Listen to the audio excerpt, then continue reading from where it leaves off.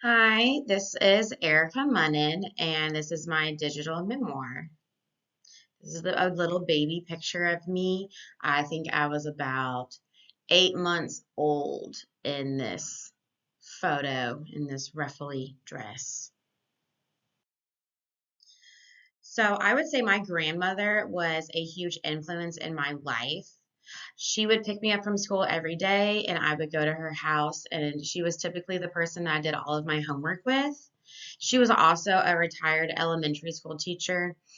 So she did a lot of reading with me. She did a lot of storytelling with me. So that is a really big memory that I do have, just going to her house, having a big library that she would read many different types of stories to me that I actually now have passed on to my own two children. And one of the main stories that I really loved as a child was The Rainbow Fish. That book has stuck with me since I was probably 5 or 6. And just to recap on what the rainbow fish story was about, he was this beautiful fish that lived in the ocean, and other fish would ask him for pretty scales, and he never wanted to give any scales away. And then he ended up talking to one of his friends, I believe he was an octopus, about why he wasn't having any friends. And the octopus was told him, to share the scales, and that will help you make friends because then everyone will be pretty. And so he slowly started giving his scales away, and to where he just had one left. And though he didn't have all these pretty scales, he had a lot of friends because he was kind and started sharing his scales. So, moral of the story that I always got from the book and that my grandmother always told me was to be kind to others and they'll be kind to you. So, no matter who you come across, you are always to be kind to them because you never know what type of day that they're having, and you always want them to be kind to you as well. Growing up, I was always a very, very shy child, and I was always clung on to my mom's leg in public. I never raised my hand in class to answer questions. I was that kid that would read 4 paragraphs ahead before I had to read that paragraph out loud. I was not terrible at school, but I wasn't great at school, and I was often compared to my brother, who is 6 years older than me, and he could look at a chapter and have it memorized and ace the test. To where I would have to have tutors, I would have to stay after school with different teachers, and I would really, really, really have to study to, crossing fingers, hopefully memorize everything that I studied to obtain the information, which was always hard, um, especially looking at my brother who could always ace a test when I would have to, take 2 weeks to study for a test. It was always challenging for me growing up and seeing that. While growing up, again, how I was shy, but I always remembered to be kind to others and they'll be kind to you. And that was something, again, that stuck with me. So I was able to make lifelong friends when I was young, all the way up until now. And this is actually a picture of me and one of my friends from elementary school that we're actually friends to this day. So it's been a very long friendship. I also did not always come across nice people, which is okay as long as you kill them with kindness.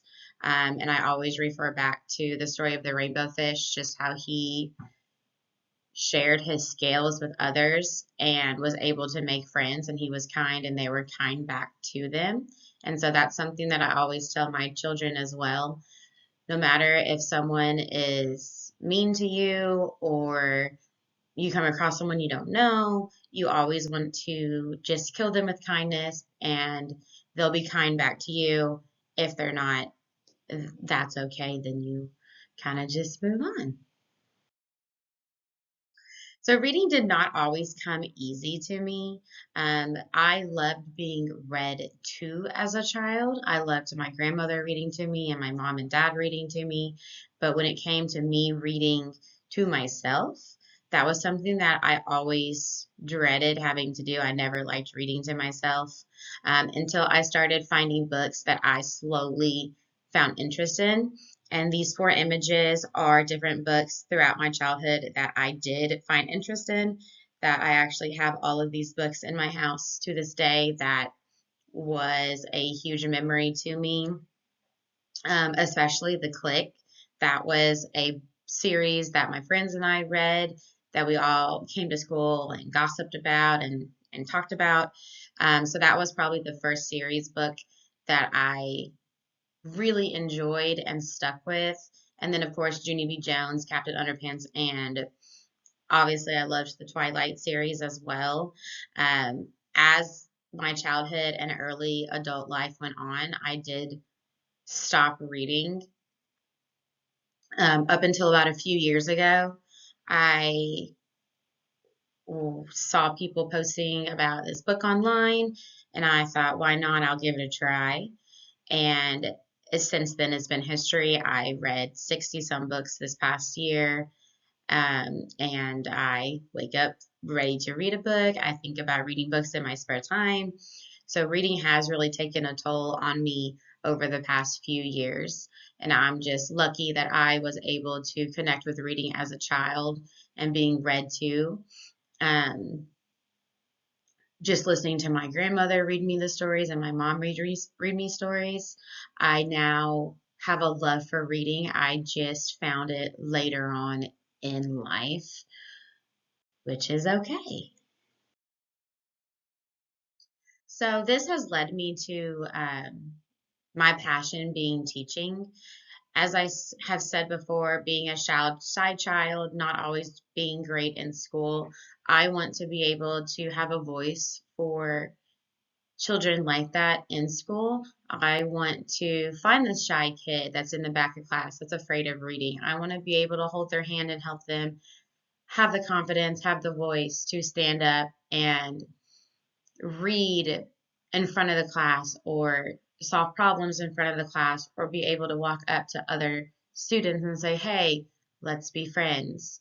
Because I know that I was the one that struggled through that through my childhood, that I want to be able to pass my knowledge along and my experience along to other students. Um, so that is why I have chose teaching to be my career. So that is my digital memoir. I hope you enjoyed it, and thank you for listening.